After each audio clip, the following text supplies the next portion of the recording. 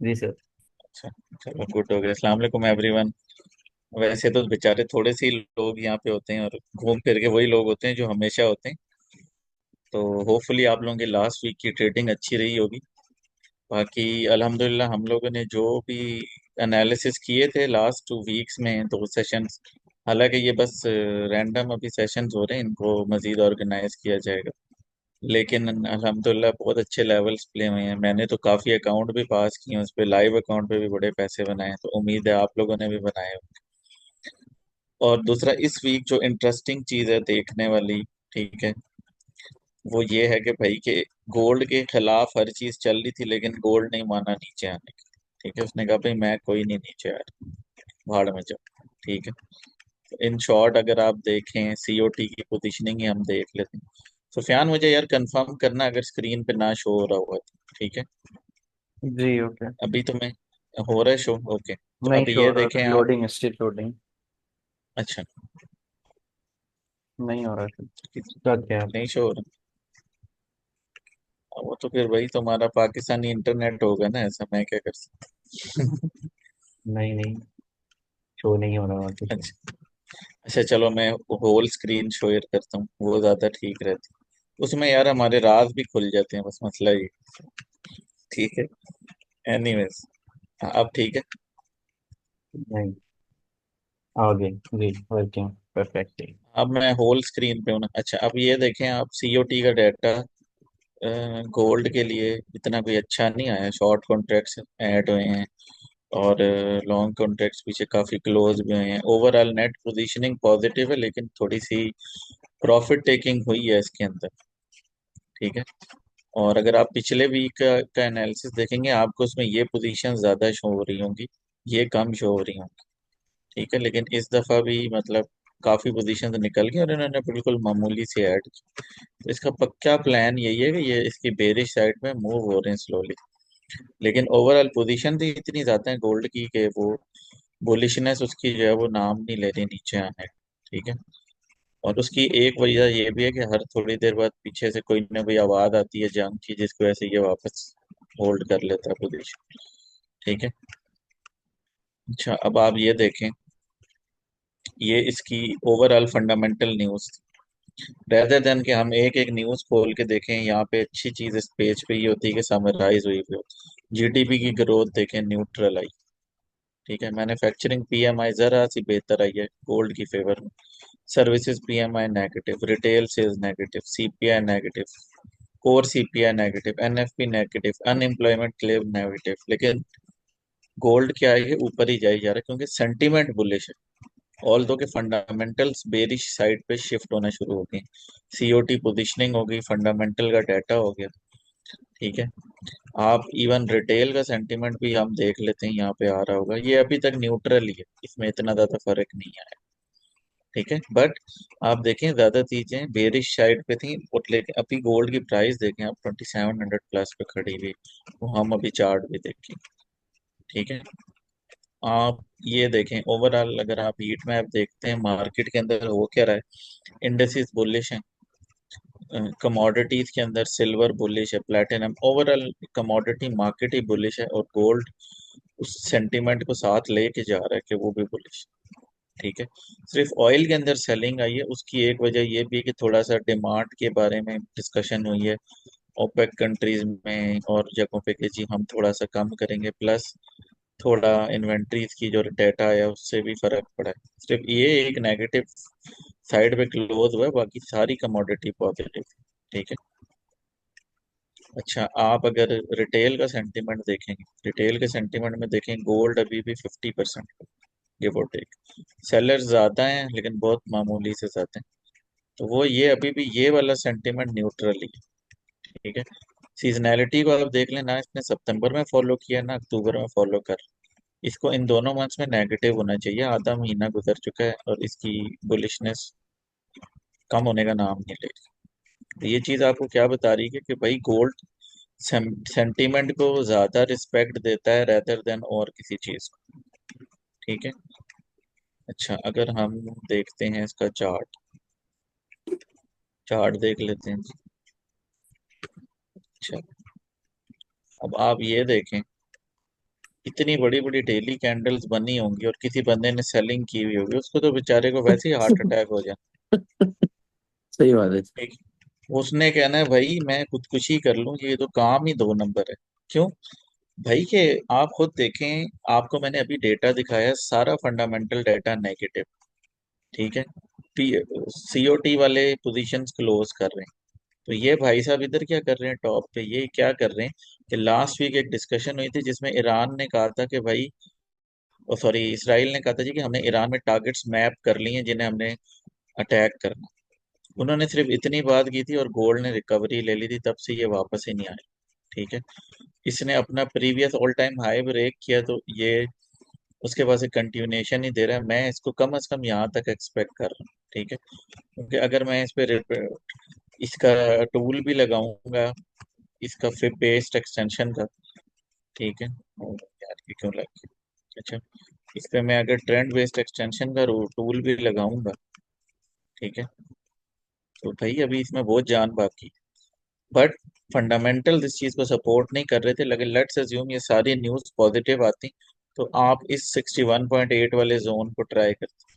लेकिन ये ऑलरेडी खुद देखें, जो लेवल्स हमने पहले के निकाले में, इसका 100% यहाँ बन रहा है 2700 समथिंग। ये ऑलरेडी वहाँ क्लोज हुआ है।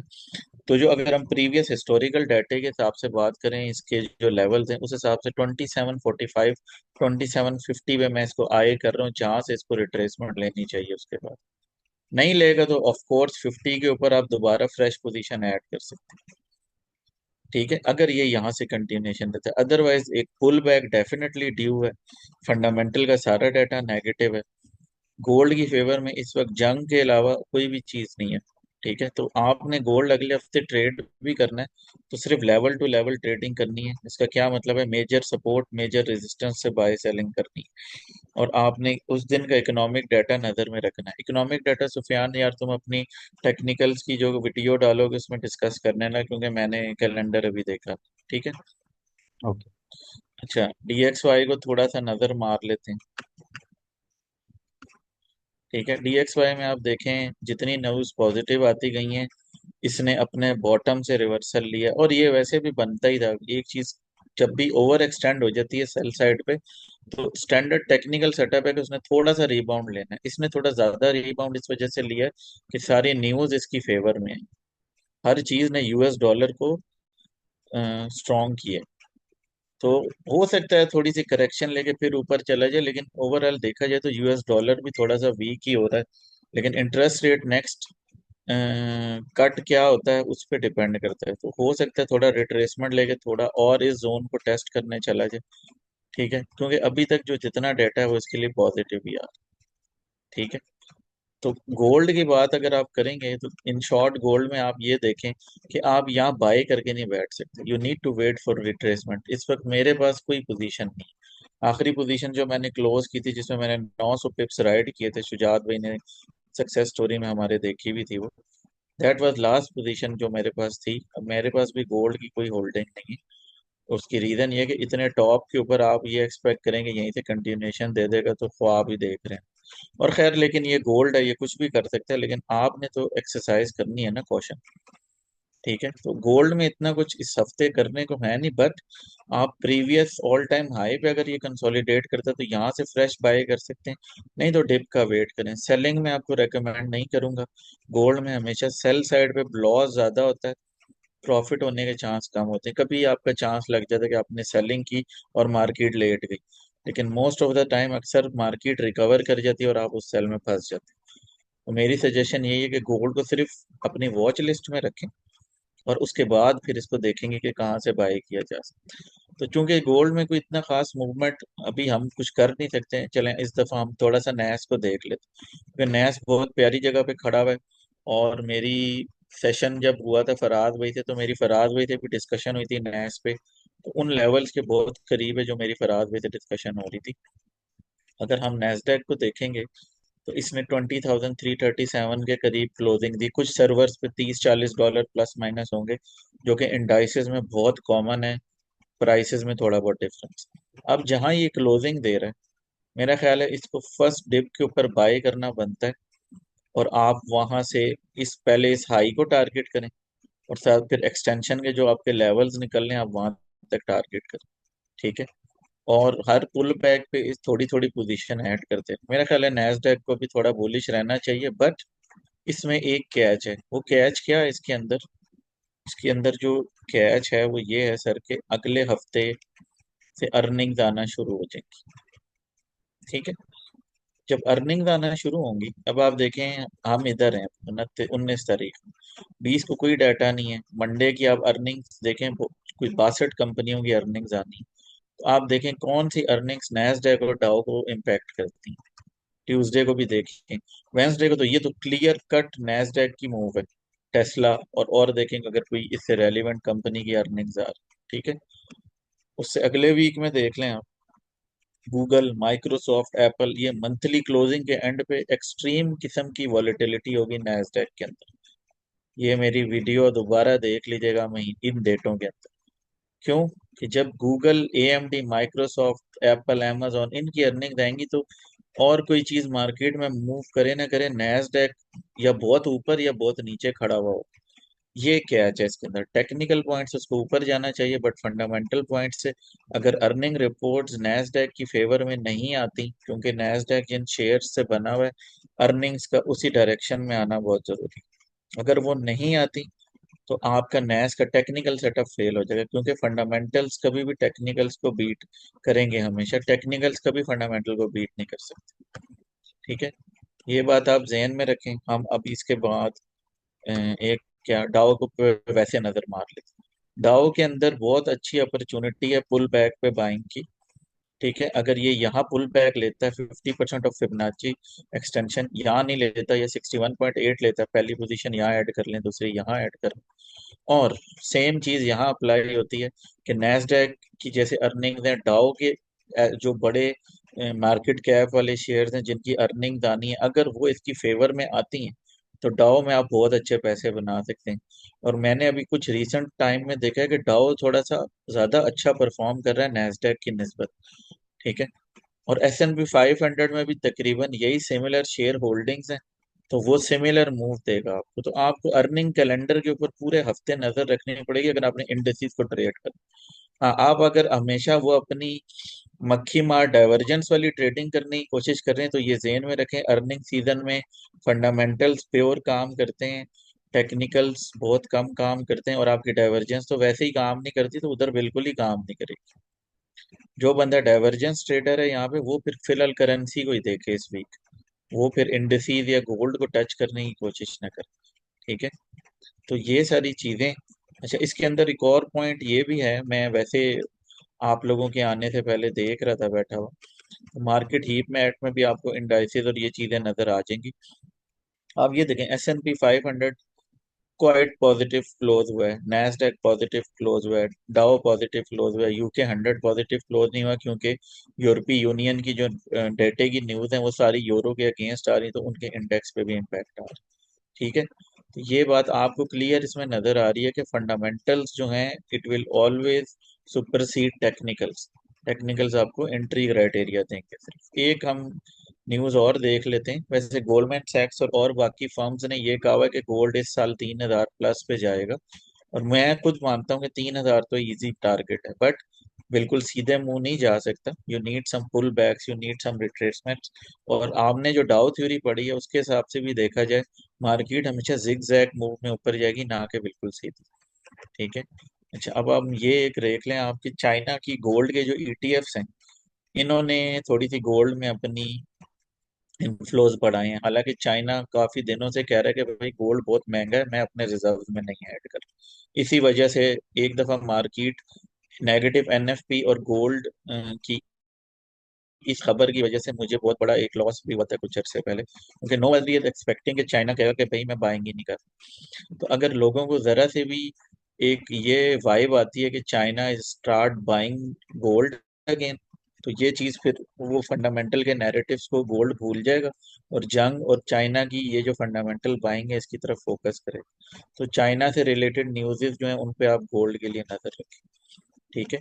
बाकी इसके अंदर जो सब बातों की जो मेन बात है ना, वो ये है कि भाई मुझे जो इनकाउंटर हुआ है, मेरे साथ जो लोग काम करते हैं या हमारे ग्रुप में, इन्फिनिटी वाले ग्रुप में भी जो लोग हैं, उनमें काफी लोग डाइवर्जेंस को जो है ना, उन्होंने बहुत ज्यादा अपना एक वो बनाया हुआ कि भाई डाइवर्जेंस नहीं होगी तो मैं रोटी ही नहीं खाऊंगा। ऐसा आपने कुछ नहीं करना। अगला सारा हफ्ता फंडामेंटल्स का है इन इंडाइसिस के लिए, और वो आपकी डाइवर्जेंस को ऐसे घोल के पीछे। तो मैं आप लोगों को एडवाइस यही करूंगा कि भाई कि आप लोग फंडामेंटल न्यूज़ पे नजर रखें और टेक्निकल के साथ थोड़ी अपनी फंडामेंटल नॉलेज इंप्रूव करें। ठीक है, और जो बंदा मैनेज कर सकता है वो फंडामेंटल का कोर्स भी कर ले। ठीक है, क्योंकि इसके बगैर आप मार्केट में सस्टेन नहीं कर पाएंगे। ठीक है, आप लोगों ने मेरा रीसेंट पॉडकास्ट देखा है फराज भाई के साथ, ओवर 101 मिलियन फंडिंग पे मैं सिर्फ टेक्निकल पे लकीरें खींच के नहीं गया, उसमें फंडामेंटल का बहुत सारा डाटा शामिल। ठीक है, तो ये भाई मेरी तरफ से है। बाकी सुफियान तुम कुछ ऐड करना चाहते हो तो बताओ, नहीं और सर, आई किसी का थिंक कोई आपने क्वेश्चन है तो। सब कुछ ऐड कर दिया। आई गेस किसी का कोई क्वेश्चन है हाँ, तो प्लीज आप हैंड रेज कर लें, तो हम बारी बारी ले लें।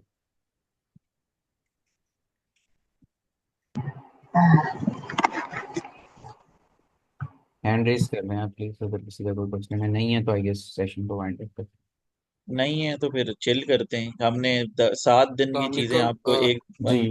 वालेकुम सलाम। I guess जी सर। बाबर। जी विकास भाई, कैसे हैं? अल्हम्दुलिल्लाह जनाब। जी सर। सर जी, आप ये जो गोल्ड की मूवमेंट है, आप ये हम्म। कहाँ पर जाके वापस आने का किया है? क्योंकि यार वैसे तो ऑनेस्टली हम इसको। स्पीकिंग, हाँ, हाँ, ऑनेस्टली स्पीकिंग 2750, जो कि मैं प्रीवियस हिस्ट्री के पॉइंट से 26 वाले 50 45 वाला जो जोन है, उसी जोन को अगर आप मिमिक करें इधर, क्योंकि यहाँ पे ऑल टाइम हाई के ऊपर आपने प्रोजेक्शन पे काम करना है, मेरे हिसाब से 2750 से एक दफा रिट्रेसमेंट लेनी चाहिए। सही है। तो क्या जी। ये मतलब इस मंथ में ये 28 तक जाएगा, या इसके बाद रिट्रेसमेंट लेके देखें नीचे आ ऑनेस्टली जाता है? फंडामेंटल्स इस चीज को सपोर्ट नहीं कर रहे, लेकिन ये बुलिश हुआ हुआ है।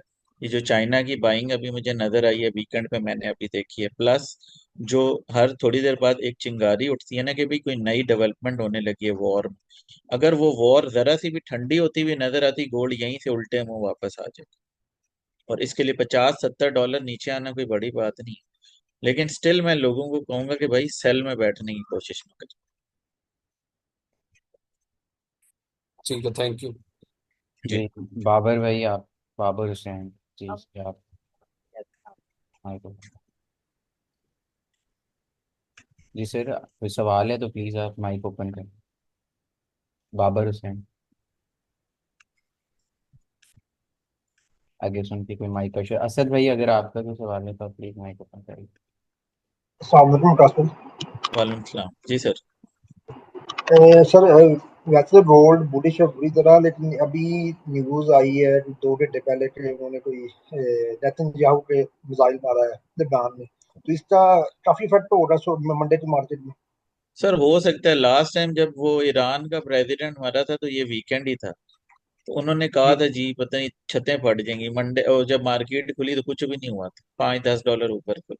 तो गोल्ड का थोड़ा सा एक अपना वो है, या वो उसको पहले ही कोई बात पता होती है और वो ऑलरेडी बुलिश हो जाता है, या कोई फ्रेश बात आती है और मार्केट मंडे को रिएक्शन लेती है। क्योंकि आपने एक चीज नोट की होगी, जितने भी वॉर इवेंट्स उठाएं, कोई भी क्रिटिकल इवेंट उठाएं, वो वीकेंड पे होता है। इसलिए ये मेरी टीम को बात पता है कि मैं पहले हर वीक पे गोल्ड होल्ड करके बैठा करता था। इस वीक गोल्ड इतना आसमान पे था कि मेरी हिम्मत नहीं हुई उसको होल्ड करने की, और मैं निकल गया। तो ये देखें वीकेंड पे फिर काम हो गया। अगर गोल्ड इसका रिएक्शन लेता है तो डेफिनेटली ये आपको 2750 प्लस के ऊपर जाता हुआ नजर आएगा। लेकिन मैंने आपको बताया ना, अगर हम वॉर को बीच में से निकाल दें, गोल्ड के पास इस वक्त टेक्निकल लेवल पे तो मे बी कोई रीजन होगी ऊपर जाने की, फंडामेंटली कोई न्यूज भी इसकी फेवर में। जी जी जी। मतलब कि स्पोर्ट पे एक छोटी सी, मतलब कि 100 पिप्स की वो पोजीशन, जी जी, लेके छोटी बीच में पोजीशन निकल 2700 जाए। वाली राउंड नंबर की सपोर्ट पे आपको कुछ मिलता है तो आप बाय कर लें। $10 का ठीक स्टॉप लॉस नीचे लगाएं, अगर हिट हो जाए तो चिल करें, ऊपर आ जाए तो मजे करें। ठीक हो सिंपल। गया। Thank you. जी। Thank you. जी सर, कोई और सवाल है किसी की? जी मैंने एक सवाल। जी दानियाल बिल्कुल। अ, विकास ये भाई, भाई, ये पूछना था, ये जो आप फंडामेंटल्स का डाटा शो करते हैं, ये किसी वेबसाइट पे अवेलेबल है या आप खुद ये इसको समराइज करते हैं? सर मैंने एक सॉफ्टवेयर परचेज किया हुआ है, अच्छा क्योंकि अच्छा अच्छा, ठीक क्योंकि है। मैं इतने सारी चीजें मैनेज कर रहा होता हूँ। मैं ये सारा काम पहले मैनुअली करता था, एक्सेल। अच्छा ठीक है। अच्छा, ठीक है। और मैंने फिर उस चीज को ऑटोमेट करने के लिए एक सॉफ्टवेयर परचेज कर लिया। बाकी अर्निंग्स का ठीक है। डाटा, ये वो चीजें, वो सब मैं मैनुअली निकालता हूँ, लेकिन जो इकोनॉमिक अच्छा, डाटा है वो सब मेरा ऑटोमेटेड। ठीक हो गया। तो ये जो नैस से रिलेटेड अर्निंग रिपोर्ट्स हैं, ये कहाँ पे हम, ये आप अच्छा, ये आपको लिंक्स नैस बता की सकते हैं? वेबसाइट पे भी मिल जाएंगी, नैस की वेबसाइट पे मिल जाएंगी, उसी ठीक है। कंपनी के ऊपर भी मिल जाएंगी। आपको पहले ये देखना पड़ेगा कि इंडेक्स के अंदर कौन सी कंपनीज की होल्डिंग है जो उसको इम्पैक्ट करे। जैसे नैस में एनवीडिया का एक बहुत बड़ा रोल है। जी जी। एनवीडिया अगर नीचे जाता है तो कोई भी नैस को ऊपर नहीं लेके जा सकता, जितनी मर्जी बड़ी अच्छी सपोर्ट पे खड़ा हो। ठीक है। ठीक है। तो इस तरह करके ठीक। किसी न किसी इंडेक्स में कुछ ऐसे शेयर्स होते हैं जिनकी सिग्निफिकेंस बहुत ज्यादा होती है, इंडेक्स पे बहुत बड़ा प्रेशर होता है। जी जी, ठीक है। ठीक है, अच्छा, ये समझ बात गया। पीएसएक्स पे अप्लाई नहीं होती, वो हवा पे चलती ठीक है, नहीं पीएसएक्स में है। भी कुछ कंपनीज ऐसी हैं जिनकी वजह हाँ, से पीएसएक्स का वो इंडेक्स। बोली वाला सिस्टम ही चल रहा है अभी तक, क्योंकि इंटरनेशनल मार्केट का इंडेक्स उनकी इकोनॉमी से लिंक है। पाकिस्तानी इकोनॉमी नीचे है, पाकिस्तानी स्टॉक मार्केट ऊपर है, तो वहां पे इसलिए मैं कुछ कह नहीं सकता। जी, यहाँ पे वो स्पेसिफिक सेक्टर्स चलते हैं, उस वजह से भी। बस हाँ, तो वहाँ तो ऐसे ठीक तो है। यहाँ पे, तो ये लेकिन इस तरह यहाँ नेक्स्ट, इंडस्ट्री वाइज चलता है। जी सॉरी जी। आप कंप्लीट करें।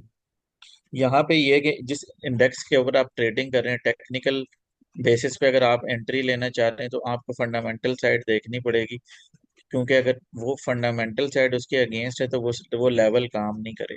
ये बस चीज आप ठीक ध्यान में रखें। ठीक है। तो इसके कोई अगर अर्निंग्स समराइज करके देखने के लिए कोई लिंक्स वगैरह अगर आपको हैं पता, जिस तरह वो ट्रेडिंग स्टर एक आपने बड़ा अच्छा बताया था सीओटी के लिए देखने के लिए, जी जी। तो चलें, कुछ वो अगर इस मैं तरह का लिंक शेयर हुए तो सुफियान को प्लीज भेज शेयर दूंगा, कर ये आप। दीजिएगा। जी जी, वो शेयर कर देगा। ठीक हो गया। और बाकी डीएक्सवाई का भी लिंकेज होता है ना इसके साथ? डीएक्सवाई का होता है, लेकिन मैं आज तक ना इसकी प्रॉपर कोरिलेशन नहीं समझ पाया। कभी ये उसके ठीक है। अगेंस्ट नीचे जा रहा होता है, कभी उसके अगेंस्ट ऊपर जा रहा होता है। तो मैंने जो सबसे अच्छा। क्लोज्ड कोरिलेशन देखी है ना, वो देखी है कि जब अर्निंग्स अच्छी आ रही हो ना, फिर डॉलर का भी इम्पैक्ट उस पर नहीं रहता। क्यों? डॉलर का इम्पैक्ट आता है इंटरेस्ट रेट की वजह से कंपनी के ऊपर ना। अगर बोरोइंग कॉस्ट कम होगी तो कंपनीज को फायदा है, जिस वजह से नैस्डैक ऊपर जाएगा। बट ठीक। लेट्स अज्यूम कि जितनी मेजर नैस्डैक की कंपनीज है उनकी अर्निंग्स वैसे ही बहुत अच्छी आ गई, तो वो जी। वो डीएक्सवाई के डंप होने का जो है ना, वो इम्पैक्ट इम्पैक्ट नहीं नहीं लेगा। लेगा। हाँ जी। ठीक है, तो मेन इसमें अर्निंग्स का एक इम्पैक्ट आता है और दूसरा अर्निंग्स जो का बहुत इंटरेस्ट बड़ा रेट है। एक इम्पैक्ट है। जो बंदा भी इंडाइसिस ट्रेड करता है और उसको अर्निंग्स की अंडरस्टैंडिंग नहीं है, तो वो ऐसे एक बंदा आंखें पे पट्टी बांध के गाड़ी चला। ठीक है, और दूसरा जो इंटरेस्ट रेट है उसका भी, जो मार्कअप की पॉलिसी रेट है उसका जी, भी इंटरेस्ट इम्पैक्ट रेट होता है। का इम्पैक्ट इंडाइसिस के ऊपर अक्सर डाइल्यूट हो जाता है अर्निंग्स। अगर ठीक एनवीडिया, है। फेसबुक, एप्पल, इन सब की अर्निंग हम्म, अच्छी आ जाती ना, वो डीएक्सवाई को सीरियस ही नहीं लेंगे। ठीक है, लेकिन इंटरेस्ट रेट का इम्पैक्ट होता है। होता है, बिल्कुल होता है। अगर इंटरेस्ट रेट ठीक। कम होगा, बोरोइंग कॉस्ट कम होगी, उस वजह से कंपनी के अंदर ग्रोथ अपॉर्चुनिटी बढ़ेगी, जिससे इंडेक्स ऊपर जाए। ठीक है, वो तो दूसरा से जी। ठीक है जी, थैंक यू। जी, I guess Mohammad Arsalan please वहाँ पे। जी अस्सलाम वालेकुम भाई, आवाज आ रही है? जी जी आ रही। जी जी। हेलो। जी जी जी, जी आ बोलिए। रही है आ रही है। जी भाईजान, अच्छा मुझे बताओ कि थोड़ा सा आपका पॉइंट ऑफ व्यू, आपका यूएस ऑयल पे थोड़ा सा अगर आप प्लीज अपना पॉइंट ऑफ व्यू देते हैं, बिकॉज इसराइल अच्छा, और मैं ये ऑनेस्टली ईरान यूएस की ऑयल टेंशन ट्रेड के बाद करता मैं नहीं हूँ। तो मैंने इसने सिर्फ अपना इसको वो भी लोअर हाई दिखा रहा जब पे। हम्म, मैं वैसे यूएस ऑयल ट्रेड करता नहीं हूँ। मैंने सिर्फ वॉर की वजह से उसको ट्रेड करना शुरू किया था। ठीक है। जिसमें ये पहली दफा 78 लगा कर आया और मैंने भी दोबारा पोजीशन डाल 77। दी। लेकिन अभी मेरा नहीं ख्याल ऑयल, तो मेरा ख्याल है कि 70 वाली सपोर्ट तोड़ के इसने नीचे क्लोजिंग शायद दी हो, मैंने चार्ट नहीं देखा। अगर इसने वहां की क्लोजिंग दी है सपोर्ट के नीचे, तो इसको फिलहाल थोड़ा सा सेल साइड पे ही देखें। बाय में तो और फिर 1-1.5 डॉलर की मूव भी मिल सकती। ऑयल में मैं एक चीज ऐड कर सकता हूँ। एक तो इसके नीचे आने की वजह पहले ऊपर इसलिए गया था कि इसराइल ने पोटेंशली कहा था कि जो ईरान के ऑयल रिजर्व्स हैं ना, हम उन पे अटैक करेंगे। अटैक उस करेंगे, वजह से आप बिल्कुल देखेंगे बिल्कुल। कि 66 से 2-3 दिनों में 75 और 78 तक जी जी, गया था। मैंने वो ट्रेड ली थी, क्योंकि मैं ऑयल जी ट्रेड जी। नहीं करता, बट मैंने उस इवेंट की वजह से ऑयल ट्रेड किया था। जी। जी। तो अभी दोबारा इसराइल ने कहा कि हम नहीं अटैक करेंगे ईरान के ऑयल रिजर्व्स पे, और न्यूक्लियर पे, उस वजह से जो है ना ये ईज आउट हुआ जी वो भी है, एक एक ही ये है वजह चीज, है। और इसकी इन्वेंटरीज भी रिसेंटली आई हैं, उनको आप देख लें। और इसका हमेशा बेस्ट तरीका ये होता है कि आप जिस एसेट के ऊपर न्यूज का इम्पैक्ट मेजर होता है ना, आप उन उन दिन की न्यूज निकालें, उस दिन की प्राइस एक्शन को जाके बैक टेस्ट कर, तो आपको एसेट का अंदाजा हो जाएगा कम से कम। ठीक है। तो मैं चूंकि ऑयल देखता नहीं हूँ उसके अंदर, क्योंकि मैं पहले इतने एसिड देख रहा हूँ, अभी एक और देखने लग जाऊं फिर तो हो गया काम। तो ये चीज। जी आई गेस कोई ये और ठीक सवाल है। है किसी में? दूसरा दूसरा सर, इसी को अगर मैं ऐड ऑन कर लूँ तो ये जो अभी हमें रिसेंट स्ट्रेटजी सर ने हमें दिखाया सिखाई है, तो फिर हम इसको भी, मैं क्योंकि स्विंग ट्रेडिंग कर रहा हूँ, मेरा फेज वन क्लियर है एफपीएमओ का, जो वेरिफिकेशन फेज पे मैं भी, और मैंने पहला फेज जो किया था वो मैंने 4 आवर्स की ट्रेडिंग पे स्ट्रेटजी वन यूज करके किया। अब हम्म। मैं I mean dolled run at the moment कि मुझे, अब ज़रा उस पे मैं 4 आवर्स पे करता हूँ, 4 आवर्स को पता है कि फिर वो ट्रेड क्लोज होते होते मुझे ऑलमोस्ट कोई मेरी, अभी मैंने गोल्ड की जो रिसेंट मैंने भी 26 नंबर पे ना मैंने मतलब अपनी पोजीशन क्लोज कर दी गोल्ड की रिसेंट जो भी हुई है। हम्म। तो अब वो उसमें मुझे तकरीबन ये कोई 27 28 सितंबर से मैंने ट्रेड ली हुई थी, जो कि मैंने तो ऑलमोस्ट 20 22 दिन की मेरी मतलब वो ट्रेड बनी है ट्रेड। सही है। हमने जब वो सेशन लास्ट लिया उसमें ज़रा, अब आप बैठे हैं अभी 1 आवर या 1 घंटे में आप $250 कमा रहे हैं, तो साइकोलॉजिकली मैं ना समझ नहीं पा रहा हूँ कि किस तरफ रहूँ, आइदर टू मैं देखें, जब कंटिन्यू आप विद कोई माय चीज समझ नहीं पा रहे गोल्ड होते ना, उसका स्ट्रेटजी वन जो सिंपल कि मैं मैथ ये 4 होता आवर्स है, पे कर रहा हूँ, वेट एंड सी की अप्रोच लेकिन पे रहें। सिंस कि वो टाइम कंज्यूमिंग है, तो हाँ। अब दूसरे तरफ देखता हूँ लोग सारे जो है वो स्क्रीनशॉट पे शेयर कर रहे हैं, तो मुझे बहुत, मेरा ख्याल है डिस्कनेक्ट हो गया, इनकी जी आवाज भी क्लियर नहीं थी। जी आई गेस। इनसे चलिए। डीआर कहना डीएम करते हैं, ठीक है, काफी लंबा क्वेश्चन था।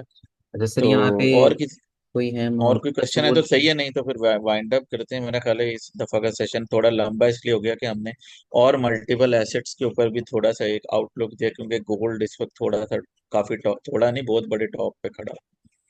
जी अच्छा ये बाबर हैं भाई हैं, ये पूछ रहे हैं अच्छा सर अर्निंग किधर से चेक करते हैं बताइए। सर वो शेयर कर देंगे आपके साथ में मसला। वो मैं शेयर कर दूंगा, सुफियान को मैं भेज दूंगा, वो आप लोगों को शेयर कर। अच्छा दूसरा सर ये मसूद भाई पूछ रहे हैं सर एलिगेटर वाले ट्रेडर क्या करें। सर मगरमच्छ वाले सर ट्रेडर। एलिगेटर वाले ट्रेडर चिल करें, मजे की बात है, मैंने तो अभी तक वो स्ट्रेटजी ही नहीं देखी। मुझे नहीं, ऑनेस्टली पता ही नहीं उसमें करना क्या है, क्योंकि वो सेशन में मैं अवेलेबल नहीं था, क्योंकि हमारा वर्किंग डे होता है। और वो यही है, मैं फराज भाई के पास कभी मिलने जाऊंगा तो उनसे डायरेक्ट ही सीख लूंगा, तब तक तो मैं कुछ भी नहीं कह सकता। चलो ठीक है sir I guess session wind up करते हैं। Thank you so much for सही है। ज्वाइन। ठीक है, थैंक यू एवरीवन, फिर होती है, गुड लक।